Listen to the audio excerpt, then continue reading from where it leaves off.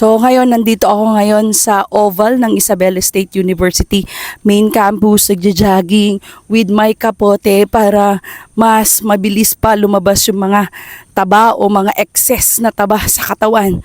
So yan guys, ang vlog na ito ay tungkol sa kung paano malalabanan ang I am not good enough or yung insecurity sa sarili natin.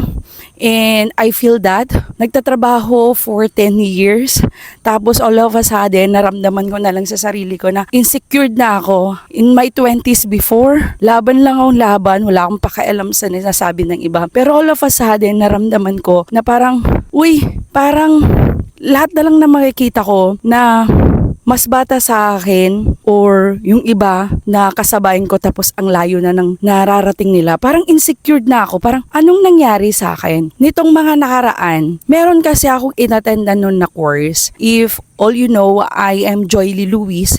Isa po akong empleyado, isa po akong teacher, and aking sideline ay tutorial. And we're trying to build a business out of that tutorial. Mga 5 years ago, hindi ko alam kung paano magturo ng yung reading na yung system. Tapos I attended a course. Tapos, syempre, boom, nakita ko kayo yung sistema ng reading. Tapos, yung per session ko ngayon, tumaas. Kasi yun ang problema ko hindi tumataas kung magkano ang bibayad nila sa akin. And all of a sudden, tumaas yung bayad ko per session. Tapos bigla ko na lang nare-resolve ako kung ano yung problema ng parent, anong problema ng bata. And sa assessment, makikita ko na bigla kung anong kailangan ng bata. Alam mo yung para kang doktor, tapos na-assess mo na agad kung anong kailangan ng bata. Tapos, di sabi ko okay, ang ganda, sabi ko worth it yung kinita ko dun sa tutorial, tapos worth it yung binayad ko dun sa course. All of a sudden, I stopped learning. I stopped the hunger. I stopped na sabi ko, okay na ako dito, mataas na, and kumikita na ako ng sideline ko, tumataas na rin kahit nasabi ko may loan ako, pero meron pa rin akong kinikita na extra.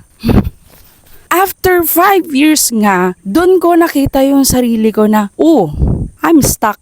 Na-stuck na ako doon sa ginagawa ko. Parang wala nang improvement kasi parang may gusto pa akong mangyari. Pero parang laging may kulang, and then all of a sudden, insecure na ako sa kinikita ko. Tapos nakita ko pa yung kaibigan ko after 5 years. Ako government employee, siya on sales. Tapos sabi ko, what? Ang ganda na ng dati, mas okay yung kalagayan namin sa buhay. Tapos siya biglang boom, parang pagpupunta ka ngayon sa bahay niya, mansyon. Pero hindi naman yun yung point ko. Hindi yun yung point ko, yung parang sa pera lang. Yung parang yung wala kang fulfillment sa ginagawa mo. Parang may kulang. I stop learning. That's a transformation. So number 1 tip ko sa inyo, kung kayo ay insecure ngayon dun sa mga ginagawa ninyo, tapos parang walang nangyayari, tapos you're feeling good enough. Number 1 is, ang papalitan mo lang dyan is, yan kasi yung na-build mo for how many years. Number 1 na pwede mong gawin is, iayos mo ngayon yung self-image mo. Ibig sabihin, hindi ka man, alam mo na hindi ka ganun kagandahan, hindi ka ganun kapogian, hindi pa yung gusto mong mangyari, hindi ka rin ganun kaputian. Hindi lang in the physical aspect, but in everything, in whole thing is yung feeling mo meron kang confident. You can build your self-image through what you're doing ng araw-araw with your habit. What you're going to do with your habit or yung self-structure mo is gumawa ka ng goal mo this 2026 na isa lang, isang goal, and pili ka ng isang vehicle. Vehicle ibig sabihin isang career or business na magdadala sa'yo dun sa gusto mong mangyari or dun sa goal mo. Halimbawa lang ako, ang goal ko is financial freedom. Do the being employment ay magdadala ba sa akin sa financial freedom? Merong mga employment na sabi nila doon kukuha mo yung financial freedom mo. Pero in my case, parang sa tagal ko, hindi yun yung parang vehicle. Pero, it's not to resign. Kasi, it's been a years as a bread and butter mo yung trabaho mo na yan. Hindi ka pwedeng mag-resign.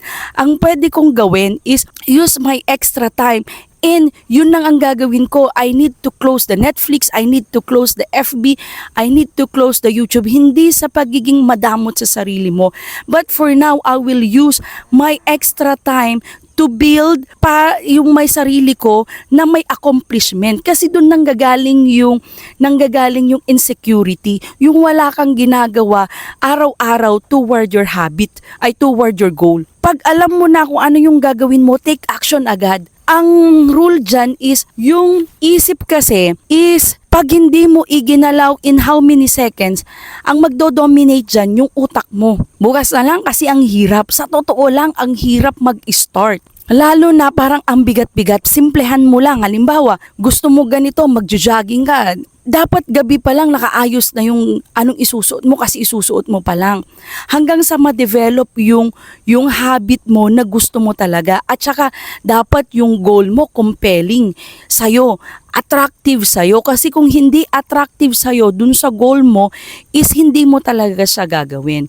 So, ang insecurity ay lalo na kung wala kang ginagawang action sa buhay mo, ibig sabihin hindi mo ginagawa yung gusto mong gawin, yung pwede mong gawin at dapat mong gawin, ay hindi yan mababago. You will be insecure.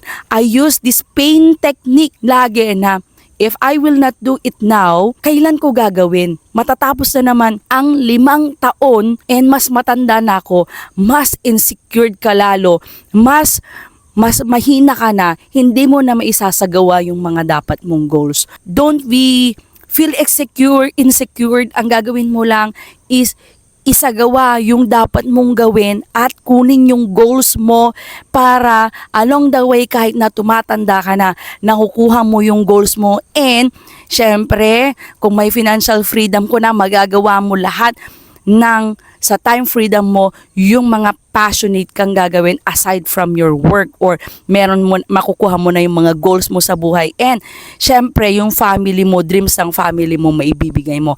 So yun lang. So see you on my next vlog. Please don't forget to like, share and subscribe on my channel. See you po on my next vlog. Paalam.